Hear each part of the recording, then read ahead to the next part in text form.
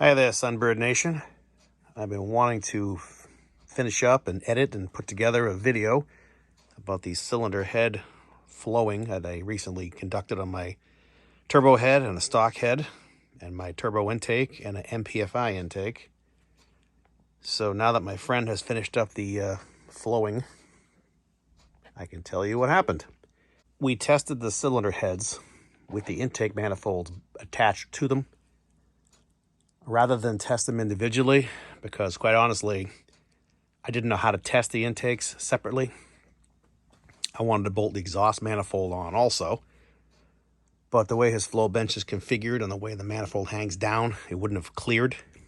I'm going to edit in some footage on the flow bench, and you may be able to see what I mean. The flow bench basically is just a cylinder, like a tube, that has a flat piece on top your cylinder head clamps down to, just to simulate the cylinder in an engine. So it pulls suction down or it blows air up, whether you're testing the intake side or the exhaust side. So it's only so big and it can only clear so much stuff. I mean, as it is, I don't know if I can show you, but I had to grind the bottom of the intake manifold slightly to clear the flat face of his flow bench right here, because it protruded way past the head. So we had to grind these down to make it clear. You know, the head gasket is 50 thousandths thick, so it just cleared. So, and again, this is the stock cylinder head. This isn't the ported one. So now that you know what it looks like, well, again, you're going to see it in the edited videos I'll put in here. And they're really anticlimactic. You know, you see the head and you see the intake on the flow bench. You hear the vacuum cleaner noise it makes, and you see my friend manipulating his laptop. And you may even see me turning the, this, what do I call this fixture I made to open and close the valve more and more and more. Well, basically just opening it. And as I think I showed you in a previous video, these little T-screws I made, they just index to the valve stem. So when you turn it in, it opens the valve. And what I was doing was, you put a dial indicator on this flat plane, and then you open the valve 100 thousandths, 200 thousandths, 300 thousandths, 400 thousandths, etc., until you get to a point where either you know your camshaft isn't going to go that high, or you run out of flow, whatever you're doing. So my cam is 489 lift, so I didn't go past 500 lift. I just figured, why bother? So this works really well, by the way, and it's a simple thing. It's just, you know, two bent legs, and then I had to drill a hole in each side here to correspond with the intake and exhaust valve, and then weld a nut on. So this all thread, or whatever this thing is, threads down to push the valve in. I mean, you got to keep it fairly in line. You can't have it cockeyed, because then you get a bogus reading on your dial indicator. But if I can do it, anybody can do it. My friend threw me a curveball, because when I originally created this thing, I made it go straight down to the head. And he said I would bolt the intake manifold to it. So I had to make a relief cut in here to clear the injector and the runner. Then I had to bend the legs, so it actually, went on the intake studs. It still fits, it still works. I didn't put nuts on it, because honestly, once you put it on and you bolt this piece down, this side rather, it doesn't go anywhere. So it doesn't flex. If it flexes, then the numbers would be bogus. So works perfect. You can make your own. It's very simple. Anyway, on to the head flowing. Before I tell you the numbers, and I actually have them on an Excel spreadsheet. I'm not sure if I can incorporate it in the video. If I can, I will. Hopefully I can. The only thing I can think of that would make my numbers different from what you might get on your car if you go through this whole rigmarole is this. This is a stock turbo intake, but this is the one I had modified for the 53 millimeter Fiero V6 throttle body that I used a million years ago. And I hadn't thought about it at the time. If I did, I probably would have brought a stock intake, a totally stock intake. This hole is much larger on mine. I just measured a stock one, and using the wizardry of holding the camera with one hand and using my dial indicator with the other, you can see that is the size of the stock hole. I mean, that's a big difference. That's got to be 3/8, 7/16, probably 7/16, almost half an inch. And it measures up at 1 inch 689, 690. It's just shy of 1 inch 700. And this hole is, it's big. It's much bigger. This hole is, it's about 2 inch 30. So it's a lot bigger. It's what, half inch, something like that. So that's the only thing I could think of that would make my intake flow much greater than a stock intake. Because again, it's on the flow bench, and the flow bench is sucking, through the combustion chamber. It's pulling down. So as I open the valve, it's letting air come from through here, all the way through here, through the valve. So naturally, the bigger this hole, the more it's going to flow.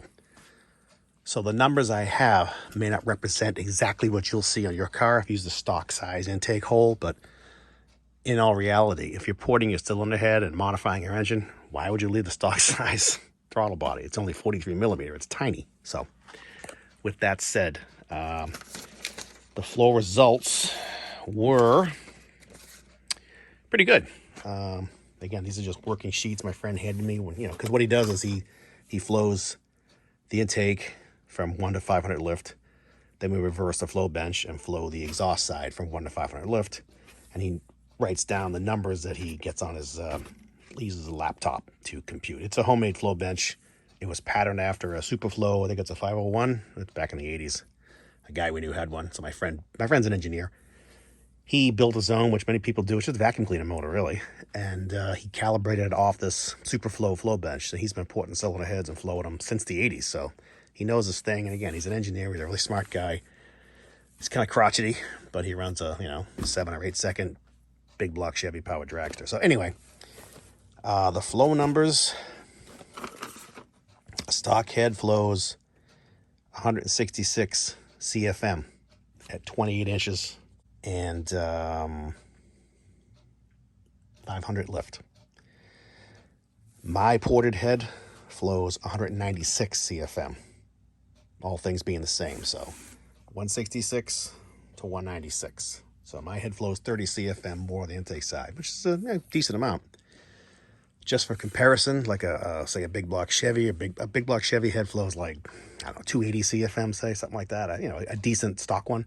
A good high performance one nowadays is probably 340, 350, 360 CFM, which you'll also get with like a big port LS engine. So just to keep it, in comparison, this is good for what it is, but it's nowhere near, good with, air quotes around it, like a good head. So, but again, it's turbocharged, so you're ramming it through, which has got to help. My friend tried to give me the engineering perspective on that, and he kind of lost me with all the, airflow and mass of air and all that crap. So suffice it to say, under boost, it's going to flow more up to a point. So anyway, stock is 166 intake at 500 lift. Mine is 196 intake at 500 lift. On the exhaust side, the stock would flow is 163.9, call it 164 at 500 lift. Mine flows 170. So it's not a vast difference, but it's, it's 7 more. I mean, it's 170.7. It's almost 8 more CFM. The exhaust side, if you notice my note says flow tube or no flow tube, what you do on the exhaust side is you shouldn't flow it just wide open like that, because it creates turbulence in this area here. And he was trying to say that there's a column of air that's pushing through here and it hits the obstruction. Like, he totally lost me, but basically you need to put a tube on the end. So all it was a piece of PVC tubing. I don't have any footage of me flowing the exhaust side because I was using one hand to open and close the valve. It's this one actually. And the other hand to hold this piece of tubing. So I'd have a third hand to hold the camera. So that's why there was no footage of me doing the exhaust side. So if you did it wide open with no tube, the numbers suffer. I mean, it went from 170 with the tube to 165 without the tube. So it's not an accurate representation. If I had the manifold on, it would be more accurate, but we couldn't make that fit. So sorry about that. There are 2 columns for my ported cylinder head. This one on the left is orange intake. That's the turbo intake. He calls it the orange intake. It's really red, but whatever. The one on the right is the MPFI intake. If you notice, the turbo intake flows 196.2. The MPFI intake flowed 194.3. So the reality is the turbo intake flows more than the MPFI intake. It flows ever so little more. I mean, if you go all the way up the scale, it's 82 and 84, 125 and 126 and a half, 161.2, 161, 183.9, 183.6, and then 196.2 and 94.3. If you notice, the MPFI actually flows better than the turbo intake at 100 lift, 200 lift.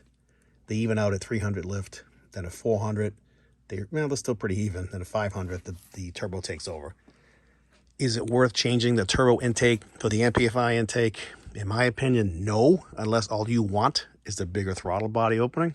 If you don't want to cut yours open, by all means, use the MPFI intake. If you can, deal with the relocation of certain brackets and bolt holes that aren't there and stuff like that. If you just want the best intake, the turbo seems to be the better intake once you open that hole up. I would not rush out to change a turbo intake to an MPFI intake. I would not rush out to change an MPFI intake to a turbo intake. It's not worth it. Again, you need to bore that hole in the turbo intake, in my opinion, to make it flow worth a crap. That hole is going to be a restriction. So, I don't know how you would do that. You could bring it to a machine shop. They could do it pretty easily. What I did, and I don't know if I ever told you guys this, I did it on my car. I think I did tell you this. Maybe I didn't, but whatever. I jammed rags in the intake manifold plenum area. This square area is called the plenum. And I took a hole saw, and obviously you can't stick a hole saw in here. You have to locate it by the center drill bit. I took a brake lathe adapter piece, and I machined it down with a step. So the step fit inside the stock intake hole. That was my locator. And then I machined the outside so it fit inside the hole saw I wanted to use to drill this hole. So basically I made myself a step adapter to go in the hole, and then the hole saw went over that. And I just drilled it right on the car, right on the intake. And then I vacked it out, and I pulled my rags out, and any chips that were in it I pulled out. I can't recall if I used grease or not. Maybe I did. I don't remember. But that's how I did it many years ago. It worked great. Again, the Fiero 53 millimeter throttle body was a really tight fit. You have to ding down the rail. You have to use Allen head bolts because you can't get a regular bolt head in on this pattern in the Fiero throttle body recesses. The MPFI 46 millimeter throttle body does not fit. So if you want to go the easy route for a bigger throttle body, go get the MPFI intake and deal with whatever bolt holes are missing. If you want to keep it stealth and make it look like a turbo, Sunbird intake, which this is what it is, you'd have to drill a hole out and use the Fiero throttle body. Or find something else that fits. Or make an adapter plate. You could bolt that adapter plate down. You can do that too. So there you go. That's how that would work. There's only one other thing I wanted to show you while I'm here at my house. I have a lot of junk in my basement, sorry. I mentioned this before. This is the old intake I used to run on my car. I modified it. You can see I created this big tube to mount to the middle of my intake. That's where that's where my throttle body bolts on. I was using a Grand National. I think it's a 60 millimeter throttle body. I think mine actually had a bigger blade than that, but whatever the case, that's the intake I used to run. It's just a stock turbo intake. I took a piece of, I think it's 3-inch aluminum tubing, and I cut it to fit, had it welded on. I blocked the old turbo hole, the throttle body hole rather, with that's the plate. But that's what I ran for years. The worst thing about this was it did not clear the hood. I miscalculated when I made that piece for it. I should have dropped it down about 2 inches, but once it's done, it's done. So I had to put a hole in my hood, which I later made a piece of sheet metal to go over and weld it on. So it's got like a lump in the hood, which looks like crap. I'm going back to the original turbo intake, as you can see. And also, if you look at the intake right there, that's from hitting my hood, the underhood bracing. That's what that scratch mark is from, just for years of driving it like that. I had to modify my rail too. I had a piece of 3/8 tubing, I think, silver soldered in, to clear, you know, that thing. I have another hood off a parts car that I had painted, and I'm just going to put it on my car when I get the engine swap done. There's the louvers, and there's the, you know, hood latch. It's on my air hockey table, which I don't use, so if anybody wants an air hockey table, let me know. So I did want to show that intake. I mean, again, that's an old relic of what I used to do. I used to, you know, be full bore. Let's make this thing fast. So I made this crazy intake, and it's next to an MPFI I have hanging up. I mean, if you want me to brag a little and show some crap I have a, what is this? Another turbo intake. Somebody painted it black. Another turbo intake. That's a 1.8 turbo intake. There's a valve cover. Just spare trinkets I've accumulated through the years. But you can see that the throttle bore is tiny. I mean, teeny tiny on the stock intake. I mean, whew. So there you go. There's some of my treasures. And that's the story of the cylinder head flowing and all that stuff. And this cool intake. There's more intakes. There's another MPFI intake. Yep. I don't know, distributor, 2 distributors. A bunch of head gaskets hanging up, but they're at my shop right now. What else do I have? I had a couple of manifolds over my workbench. So, all right, enough sightseeing. That's all my crap. So I will edit in some video of the flow bench, just so you can kind of see and hear what went on there. But the bottom line is my head does flow better than a stock head by 30 CFM. How much horsepower that's worth, I couldn't tell you. That's how this thing works. It's a very simple thing. You can make your own. What else? I guess that's it. I hope this helped you somehow. If you have any questions, feel free to comment. And I will see you in the next video. Thanks for watching, as usual. So this is the stock cylinder head with the turbo intake on it on the flow bench.